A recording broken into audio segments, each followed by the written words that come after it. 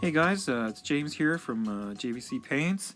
My eye's still messed up. Therefore, Sergeant Pumpkinhead here has his eye patch on, just like I do. So the battle I'm going to show you guys here is a battle that we did about a week ago. A mate of mine came down to Snake Mountain. We put all the stuff on the table, and we had a great game and a lot of beers, a lot of fun.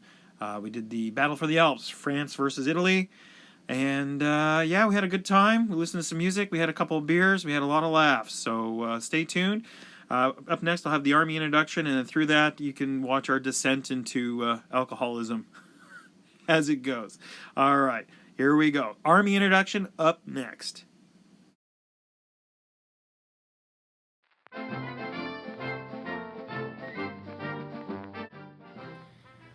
Okay, here's the French army for the battle that we're going to be doing. We're doing the Battle of the Alps from page 66 and 67 in the Campaign for France book, or Battle for France book, whatever it's called.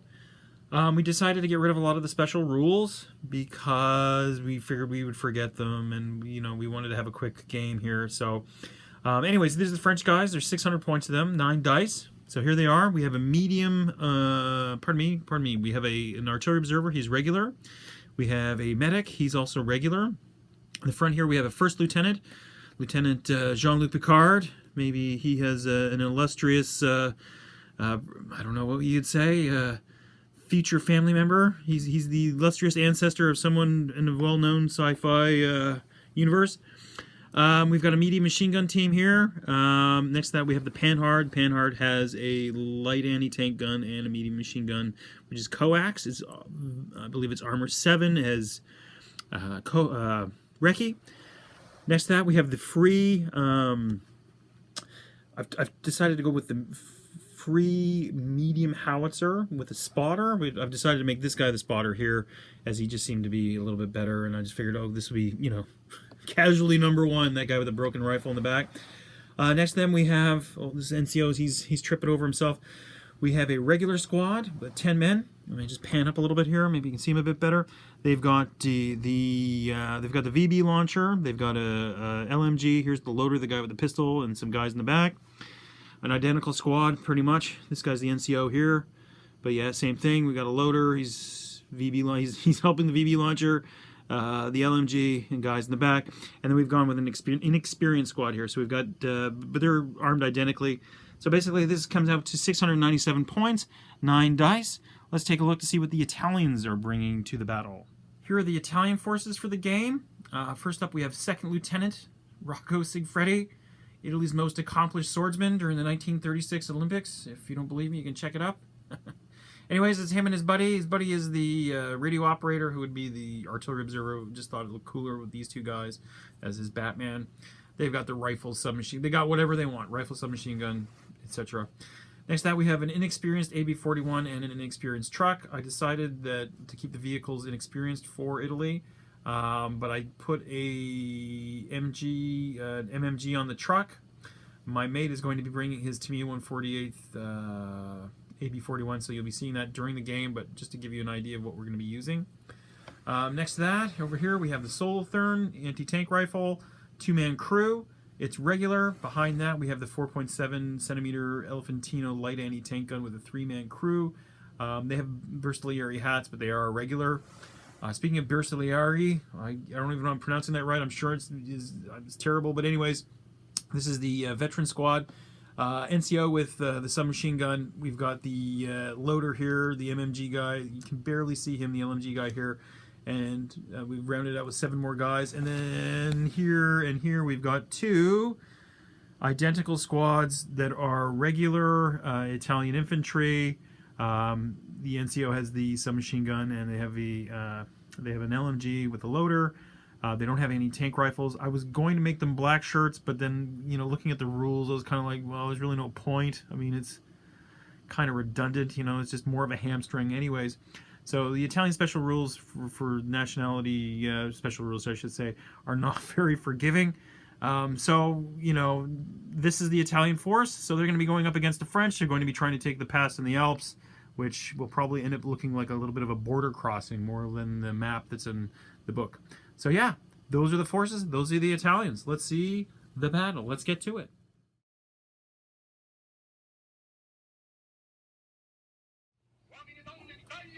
Men and women of Italy, of the Empire.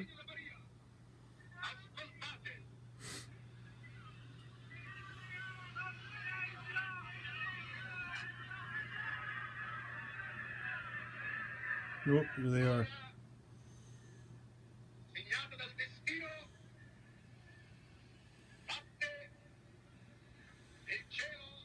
I hate to interrupt the Duce, however, I've got to.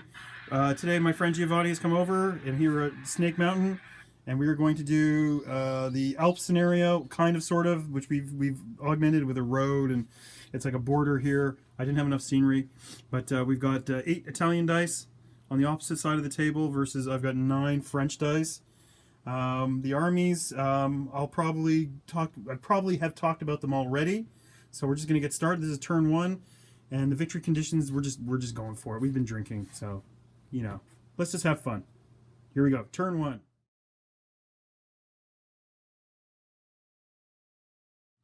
Okay, we have just finished turn 1. My opponent has been drinking too much and is now in the toilet puking his guts out. No, I don't know what's wrong with him. He's just having a whiz. Anyways, turn 1's over.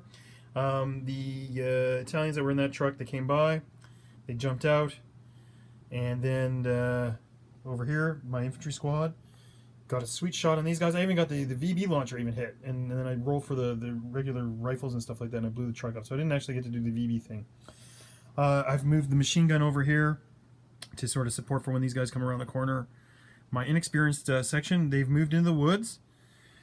These guys, the artillery piece, they're free, but they got 2 pins. They got hammered from, I think, the Elephantino, which you can just sort of see on the end of that woods there. They got a real luck shot.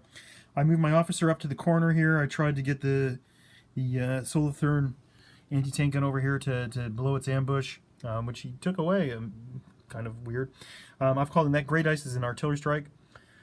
Over here, the AB-41 with the German markings is moved up. The Bersaglieri, they're in the back. Oh, we still have another beer going there. Over here, my Panhard moved up. I took a shot. I put a pin on it, and we just exchanged fire. And I've got these guys going in here. So basically, the next turn, I've got the artillery strike. I'm gonna film that when my friend, who's the English is not so good, comes back. But yeah, we're having a good day. We're just relaxing, maxing and relaxing is what we're doing here on a nice Saturday afternoon. So next up will be that artillery strike.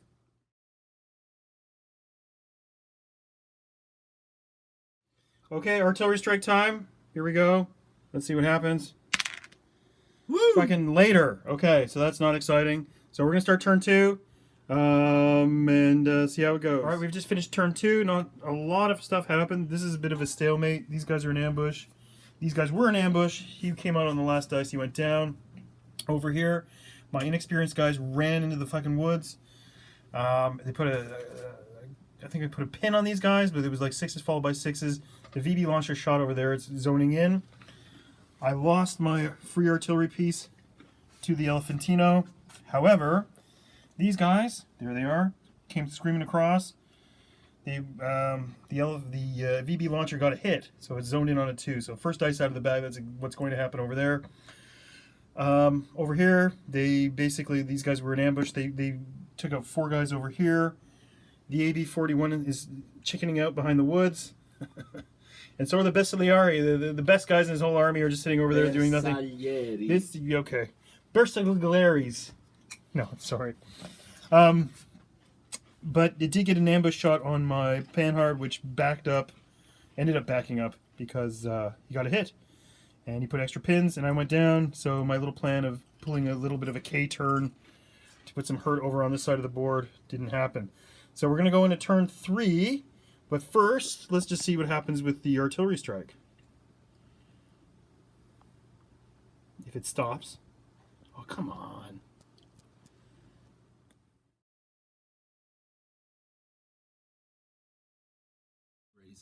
Erase everything. Okay, here we go. Artillery strike.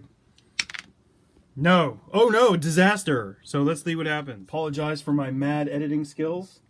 camera work. Oh, Jesus.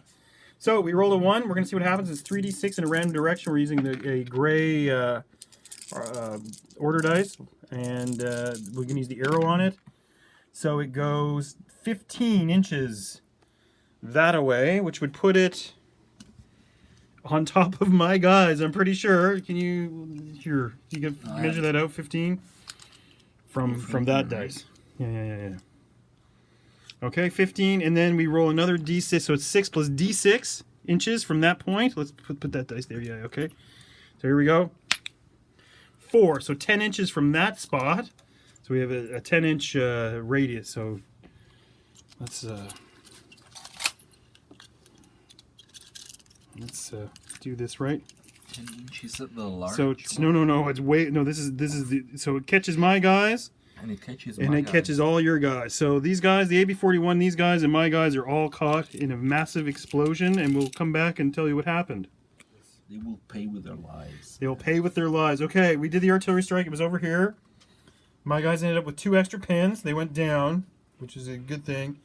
The AB41 couldn't do anything, but it got a pin. But thanks to Crom, who lives in a hole in the ground, I got a 6. I killed like half these guys. They have 3 pins, and they've gone down. So that's how the artillery strike worked out. And they almost bolted, but they rolled a 3, I think, to in their break test. So everything's cool. So we're gonna finish up with turn 3. Turn 3 coming up. Let's see what happens. The next over here, I need my right flank. Got to hold it.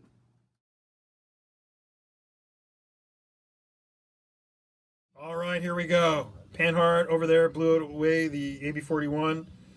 Solothurn took some shots at these guys. These inexperienced guys in the woods. Oh shit.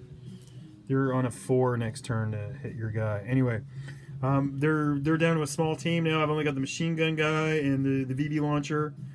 Lieutenant Jean-Luc Picard, he's all by himself still. Over here's a stalemate. He went into ambush, which was a total dick move because I was going to fucking charge him. He didn't know that. I was waiting for him to go, I'm going to go down. But no, it didn't happen. And these guys over here, they're doing pretty good. So over here, he's holding on to his end of the border crossing. This guy is 1 more hit away from being killed. And as soon as I kill this guy, his morale is going to go down by 2 across the board. And that's exactly what I need. And it just pins, and I'm just going to mop up. So we're going into turn 5. And I think we've had 1,000,000 beers.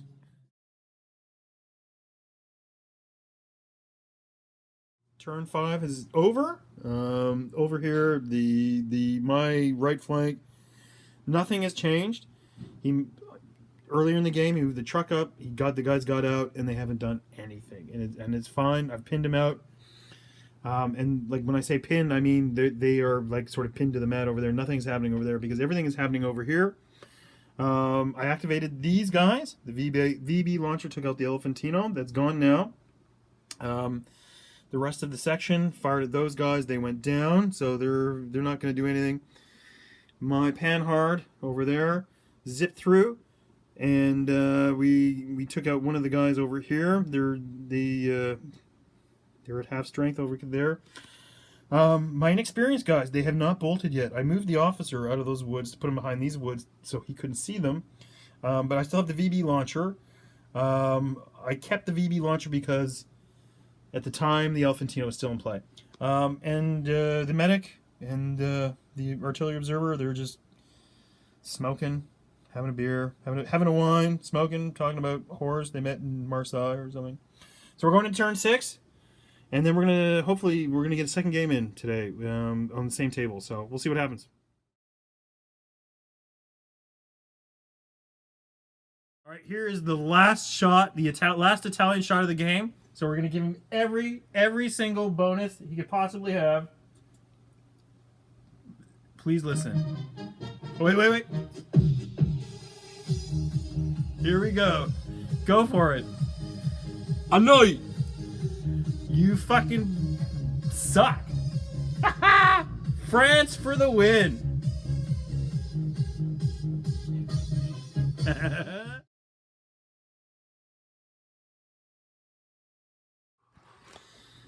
So, final 3-1 France. Took out the AB41, wrapped things up here, collapsed him there. He's moved his guys out. Over here, nothing happened. I took that truck out. The MG just stayed in ambush. These guys were in ambush. Big hero of the game. Lieutenant Jean-Luc Picard moved up at the very end, said Viva France, take a pot shot. But that was it. We're going to go on to game 2, which is, we're going to use the same board setup.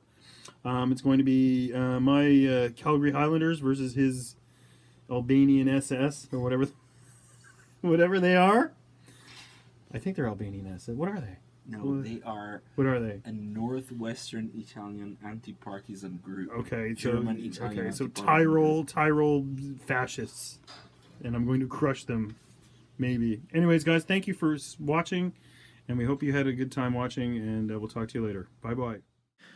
Well, as I'm sure you were able to tell from my slurred speech and the way that I was carrying on there near the end, and the plates and everything in the background clinking, we didn't get on to game 2. We had lunch, dinner, we had a very late lunch, and we opened a bottle of wine, and then we were just nerding out. But we had a great time. Neither of us had played in a long time, and we hadn't seen each other in quite a while either. But the second game has been postponed. We're going to be doing it in March. It'll probably be a lot more sober. We're going to be doing it at the club, not in my little nerd den.